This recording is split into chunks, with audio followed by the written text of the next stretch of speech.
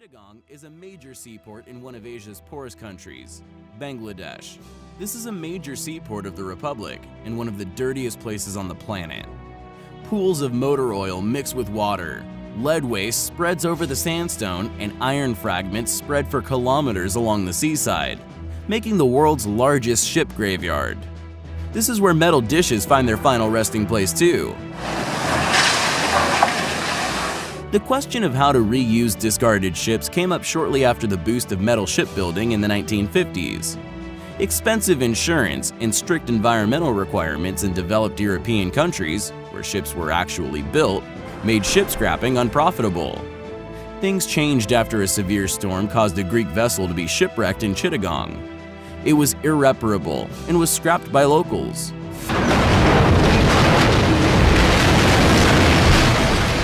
With the lack of environmental standard controls by the local government and cheap work resources, this fishing port turned into a true ship cemetery in just a few short years, spreading for more than 20 kilometers along the coast.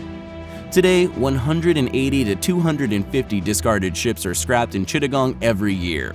About 80,000 people, 10,000 of whom are aged between 10 to 14 years old, are engaged in scrapping, and 300,000 more work in related sectors. A worker's salary is just $3 a day, with a 6-day per week and 12 hours per day work schedule. This scrapping is all done manually, while dismantling the ship's bulkhead spreads motor oil onto the shore, creating lead waste. This means that the maximum allowable lead concentration is exceeded here by 320 times. There is a constant breaking of safety rules that results in frequent worker fatalities, and 300 to 400 men become disabled due to this every year. The desert in Arizona holds many secrets, including a straight row graveyard of abandoned planes in the middle of cactuses. This makes it the world's largest airplane graveyard today. Previously, it was the Davis-Monthan Air Force Base for the U.S. Air Forces. Founded in 1925, it was enlarged in 1940 to train bomber aircraft crews. After World War II, the place was chosen to be an airport cemetery due to its dry climate and hard soil, which allowed aircrafts to be stored on uncoated sites. Today, more than 4,400 discarded planes are conserved here, which includes out-of-service American B-52 bombers that can carry nuclear weapons and 40 non-repairable space shuttles. The total value of everything on the site exceeds $35 billion. The number of new planes coming to the graveyard every year is almost equal to outgoing planes sold to friendly countries. According to official figures, for each dollar spent for the maintenance of this aircraft cemetery, the base makes $11 from the sale of restored planes. This makes you wonder, who's buying these relics? By the way, this was the location for the sensational Transformers: Revenge of the Fallen film.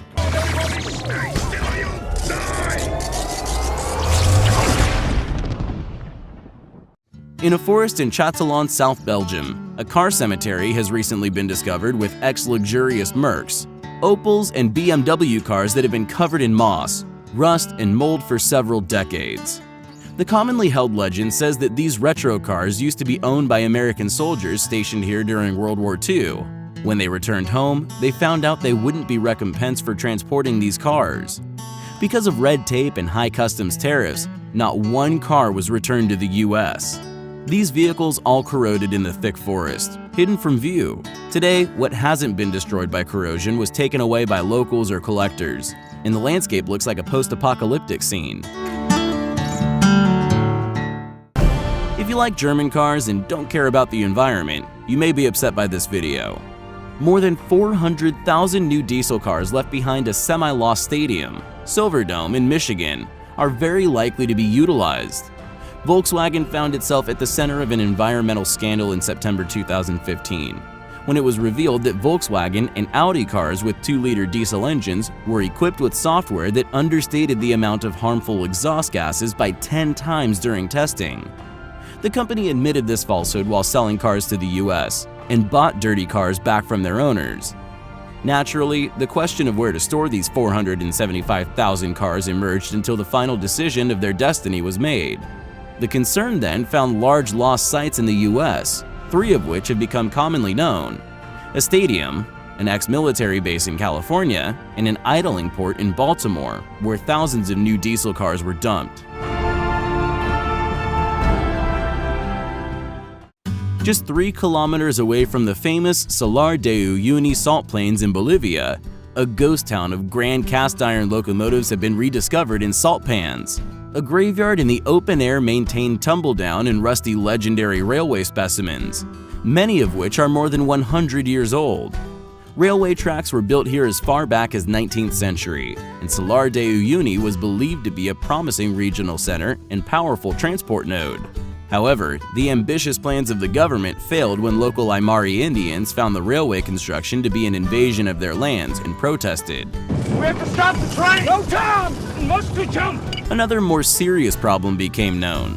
The railway was used only by mining companies to transport ore, which was being depleted quickly, leaving nothing to be transported, so the railway went into decline. Salar de Uyuni became empty, and a train cemetery formed on the area of the salt desert. The lost carriages and locomotives slowly corroded due to a highly dry climate, making this the sole reminder of the glorious past of this small town. In Wisconsin, US, not far from the Lake of the Devil, there is a park where green trees coexist with tons of rusty metal combined in strange sculptures. A fantastic structure built of old cars, discarded electrical equipment, and other waste accumulated for several decades, and is known as Dr. Evermore's Art Park. In his childhood, Tom Every was living in an unreal world created by his imagination, where his inventive Dr. Evermore was sick of the planet and left on a self-made spaceship. When he grew up, he turned his passion for mechanical parts and devices into a profession and opened an industrial equipment dismantling and processing company. Since many discarded devices were passing through his hands, Tom started collecting whatever attracted his attention. He carefully gathered scrap metal for years on a number of specially bought land plots. When he decided to bring his childhood dreams to life, the contents of his graveyards weighed hundreds of tons. In the center of the Evermore's Art Park, there is an anti-gravity spaceship called Forevertron, which is the very spaceship on which the imaginary hero traveled into an unknown galaxy. The structure is so bulky that it has been included in the Guinness Book of Records as the world's largest metal structure. Its total weight is 320 tons, and it's 15 meters high and 50 meters wide. This is his most valuable waste collection exhibit and includes the decontamination chamber from the Apollo 11 spacecraft and 2 Thomas Edison dynamos. Now the eccentric visionary is 80 years old, but even in a wheelchair, the tireless dreamer still dreams up new inhabitants for his imaginary world and turns the metal scrap into works of art. That's all for now. Thanks for watching.